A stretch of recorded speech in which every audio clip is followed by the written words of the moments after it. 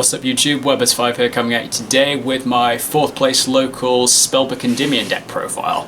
So with the update on the ban list, Spellbook of Judgment just came back, which opens so many new possibilities for the deck, including one of my favourite spellcasters, Jackal King. So with its return, I figured I might as well give it a try. So this is the variant that I tried at my locals, did pretty well, had a couple iffy matchups, but naturally I was just testing it out.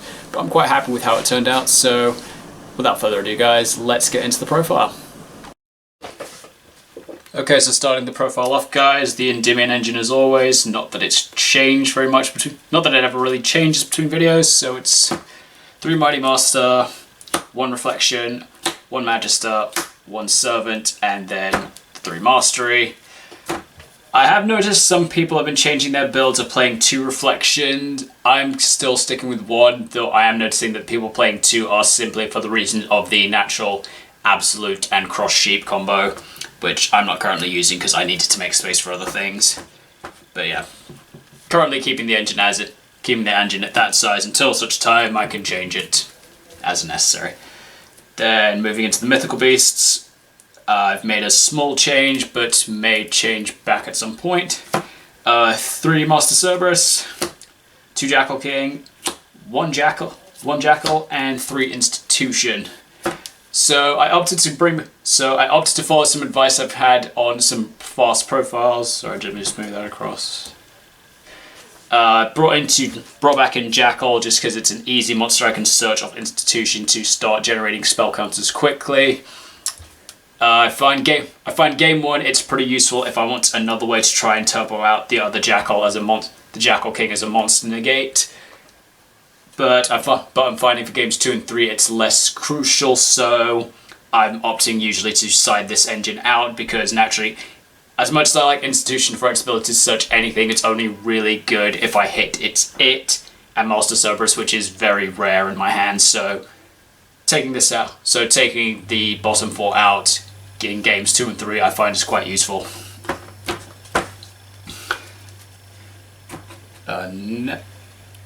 Next, some additional spellcasters I'm playing for extenders.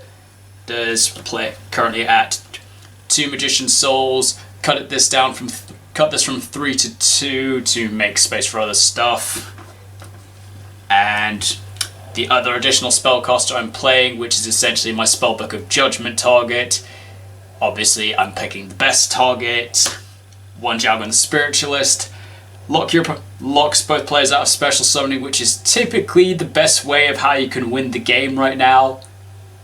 Unless you're against Flaunderies, because they don't care. But pretty much works against most other matchups.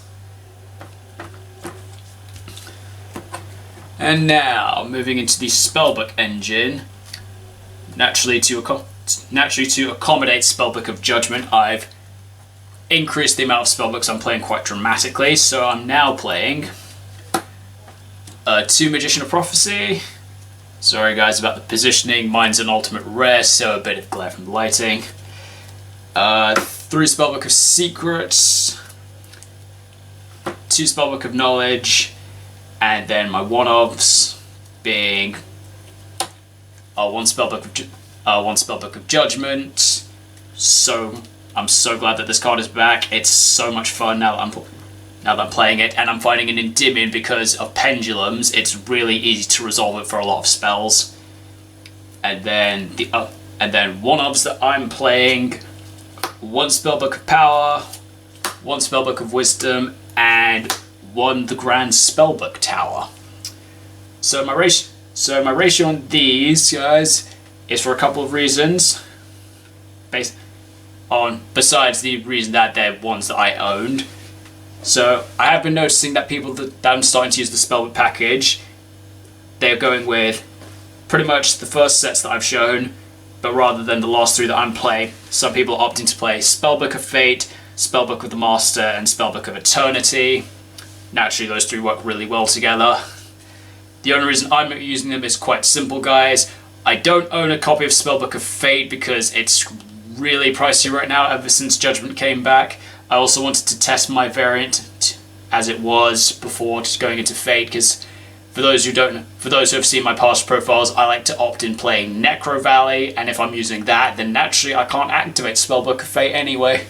So I wanted to test without it first.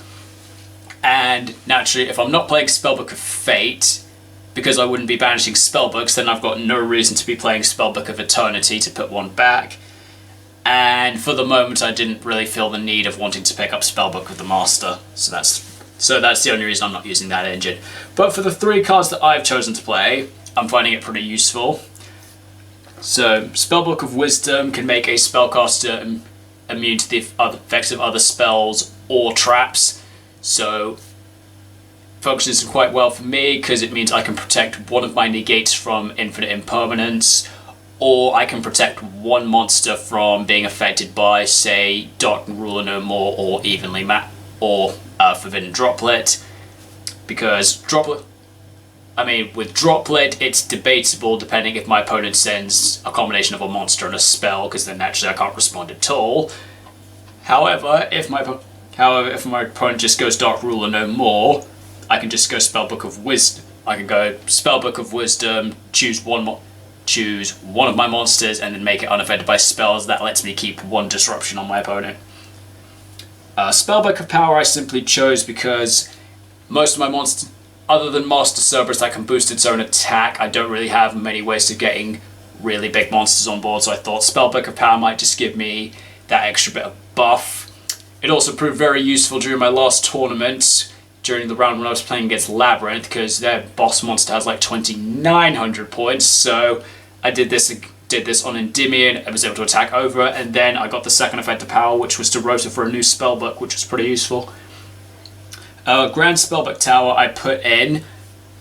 I kind of like it for its effect, but I don't really use it. But I primarily put it in because, one, it's another named spellbook. It's another named spellbook, so that was useful in terms of things like Crowley. And then the other reason is, if it's face up on the field, that's a spellbook face up that I can send with Spellbook of Knowledge, as opposed to, say, getting rid of one of my monsters or a resource in my hand. Additionally, it's a field spell, so that's just another field spell I can use with my set rotation engine. And speaking of said set rotation engine, to go along with the Grand Spellbook Tower, so we've got actually the 1 set rotation and one set rotation, 1 terraforming, and then my other field spells in the package. 1 Necrovalley, 1 Secret Village, and 1 Magical Citadel of Endymion. So, Citadel naturally just being these field spell, easy for generating spell counters starting up. Secret Village essentially wipes out a lot of decks right now, and essentially the decks that Secret Village doesn't hit, Necrovalley hits, which is really good, and it doesn't hinder this deck too much. It was recommended by a friend I consider playing Summon Breaker, just because I do get the rare matchup where Secret Village or Necrovalley might not actually do anything at all. Like, at my locals I have a couple of Adamantipator players. Naturally, Adamanticators don't really heavily rely on spells, and because they excavate as opposed to mill, they don't really care about the grave. But something like Summon Limit, I think it's Summon Limit. Oh no, Summon Limit's the trap. I've forgotten the name of it. If somebody knows which card I'm talking about, if you could just comment down below, then I can pick that up. So that's something I've been thinking about. And I think another one he said he was trying was Zombie World, just to deal with certain decks that Zombie World I can understand. That would probably be a much better resource against Adamantipator, because by turning them into zombies, they can't really do as much. So yeah, that could work, but still thinking it out.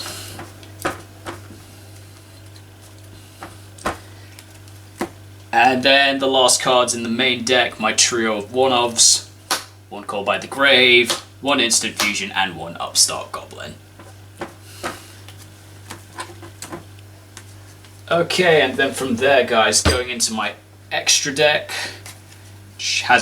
which again hasn't really changed too much, but I'll just go quickly over it anyway. So my 5 primary monsters in my extra deck are 1 Millenniumized Restrict, 1 Crowley the First Prophecy, 1 Beyond the Pendulum, and 2 copies of Selene, Queen of the Master Magicians.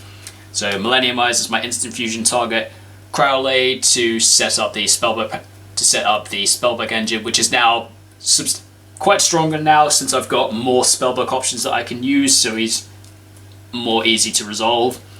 Beyond the Pendulum, naturally, to grab a missing piece and set up. Pretty decent going second as well because of its secondary effect. If 2 monsters are summoned to its zones, you can pop cards. And then Selene naturally works really well with the deck. Then essentially what I classify as my secondary link monsters. So those 5 are the primary ones, have been the ones I use most. These are the 5 that I go into probably the second most amount. Access Code Talker, Appaloosa, the Dark Charmer Gloomy, Nightmare Unicorn, and Nightmare Phoenix. So naturally, Access Code for the easy OTK, Appaloosa just as a great way to set up some extra negate. The Dark Charmer, since it's a spellcaster, and Dark's such a prominent attribute, it's another way to easily link up it's an easy way to climb into something stronger. Unicorn and Phoenix as good disruptions that you can do either off IP or just summoning generically on their own.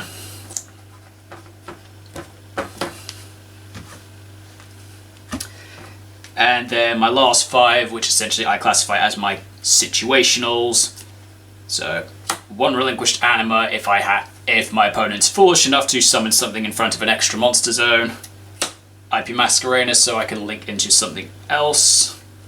Blackluster Soldier, Soldier of Chaos. This one doesn't come up as frequently as some of my other options, but occasionally there is that one matchup where I find it's really useful. Topologic Zeroboros. I threw this in. I kept this in back from when I was playing Desires, because sometimes if I've done like a Desires, I might want to summon this instead of the Access Code Talker because I'll just get a few more extra points. After I stopped playing Desires, I considered taking it out, but then naturally Runic came out as a deck, and in a recent tournament I had, this card was absolutely clutch playing against Runic when I was like mid to late game, and my opponent had banished like a good chunk of my deck. So I thought to myself, let me see, I could go for the access code here, but might not do a huge amount. You know what, there's a stupid amount of banished cards. Let's make a Zeroboros and smack 4 over 6k, which was really good. And then last link I'm playing, 1 Underworld Goddess of the Closed World. She's still just really, I find her still really useful just as a way to kaiju out a problematic monster on my opponent's field because of her condition, and she also works well with Masquerena as well, that I can disrupt on at any point in my opponent's turn. I also found this card extremely clutch during a game against Emancipator because she was my 5th summon, my opponent tried to Nibiru me, but because of her effect, she's unaffected by activated effects, and she was the only monster on the field, so the Nibiru just fizzled out, and then I just smacked direct for 3k, which was great. So that's the main and extra. Moving on to the side deck that I was using. I was playing 1 copy of Pankratops, still just a really good option. Still a really solid option going second, though frankly with the new support that we're getting in Darkwing Blast, I'm probably going to be switching this out for the new Castrel Fenric. Wait, is that the official name? Castrel Fenric? Or is it Castrel Fenric? I don't remember, but most people will know what I mean. So that's basically that's become the new Pankratops, but currently waiting for that to maybe drop a little bit from current hype price before I pick it up. Next to my side deck, this is my going into time option because it works so well with Spellbook because it's another monster that works really well with Spellbook of Judgment. So when I noticed something at my locals of lots of people putting something in their side deck because of the number of Tearlaments players at my locals, like tier elements can go so long in a game 1 that you will essentially have to like rely on an option to alter life points to win in your future games. So I did a bit of research on. So when Spellbook of Judgment came back, I thought to myself, is there a spellcaster that can give me life points really easily, or is there a spellcaster that can inflict damage that's easy to use? And the answer is yes, there is one. That I did find a spellcaster that works really well with Spellbook of Judgment. So I'm playing in my side deck 1 copy of Gravekeeper's Curse. This is a level 3 dark spellcaster with the effect: if this card is summoned, inflict 500 damage to your opponent. So it's an if, which means it doesn't miss timing. Additionally, it doesn't say you can, so it's mandatory, so it has to activate, which makes it the perfect Spellbook of Judgment target if you say going into time. This card actually came in so clutch during game 3 in my recent tournament when I played against Swordsoul. So I knew there was. So game one, I took control. Game 2, I basically got locked out by Baronne and a few other bits, so I couldn't fight back. And then by the time I was done signing for game 3, there was like a couple minutes left. There was like, I think it was 2 minutes left on the clock. So I just started building up my board. I opened the Spellbook of Judgment, which was absolutely insane. So I go Judgment, play some spells. Then I'm like, go to end phase. Then time was in my end phase when time got called. So I'm just like, cool. Summon Gravekeeper's Curse Boney for 500 GG. Which I've got to admit, guys, feels it's kind of a dirty play to do to your opponent. But in my case, guys, I have lost to Swordsoul in time so many times because of Longyuan. So it just felt kind of good to give Swordsoul a taste of their own medicine. And moving on from that, the rest of the side deck. So, board breakers of choice, I'm playing two Lava Golem. Kind of just opted on him as the better option for breaking big boards, but we'll see how things go in the upcoming format. Two Dark Ruler No More on the side. I was playing this in the main, but I didn't really like it, so I kept seeing it going first, and it was just kind of a dead card. So I moved it into the side for the moment. But frankly, I don't really seem to be getting too many matchups where it's as useful, so I might side this out, but I'll see as the format develops. My back row removal, 3 Cosmic Cyclone. I still just like this as the best option to banish the problematic card as opposed to destroying it, because naturally lots of cards just gain effects when they're destroyed or can be recurred from the grave. So I prefer to just have the Cyclone as opposed to anything else. Then another board breaker I'm choosing, 3 copies of Evenly Matched. I opted to go into this as opposed to my previous decision of playing Lightning Storm. There wasn't really a specific reason, other than the main fact that naturally Evenly Matched is probably just a little bit easier to use, and probably banishing the cards face down was a bit easier. It would cost me my battle phase to attack, but with Endymion I can usually set up a board to prevent my opponent from going off after that. And the last card in my side deck, as recommended by one of my friends who recommended that I need some options for going first, because one of the things I had noticed in my side deck, guys, is that I've got so many going second options, I kind of struggle if I have to side deck going first. So he recommended I try Rivalry of the Warlords in my side deck. It's not effective against every deck, but I find in a lot of the matchups I get at locals, it can affect my opponents it can affect most of the decks that I've faced at my locals in some aspect. Like Swordsoul, for example, yes, every monster in the main deck of Swordsoul is a worm, but if I go Rivalry, I can at least stop them from making bigger, more problematic synchros like Baronne, like with Adamantipator, despite every main deck monster's rock, I can stop them from doing bigger synchros like Crystal Wing. And yeah, Tearlaments, I can basically force them to choose one kind of extra monster. I can basically force them into specific kinds of fusions. Like, I know pretty much all the Tearlaments are Aquas, with the exception of Rhinoheart, which is a warrior, so that would stop them from going off from there. So yeah, gave it a go, and I'm kind of liking it right now. Okay guys, so that was the profile. Hope you all enjoyed it. Leave a comment down below of what you thought about it. And for those wondering guys, yes, I am planning to play Draco Slayer with the new support that's coming out next week in Darkwing Blast. Hopefully I should have the profile up for that within the next week and a half after my stuff shows up. Thank you so much for watching guys, and I will see you next time.